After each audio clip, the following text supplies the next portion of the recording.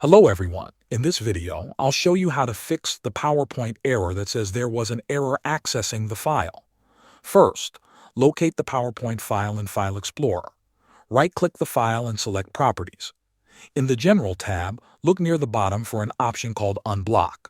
If you see it, check the box or click Unblock, then select Apply and OK. This usually fixes the issue when the file was downloaded from the internet or received through email. If the file is stored on a network location, USB drive, or external hard drive, try moving it to your local computer. Copy the file and paste it into your desktop or documents folder. Another method is using the Open and Repair feature in PowerPoint. Open PowerPoint first, then go to File, Open, and click Browse. Select the file, then click the small arrow next to the Open button.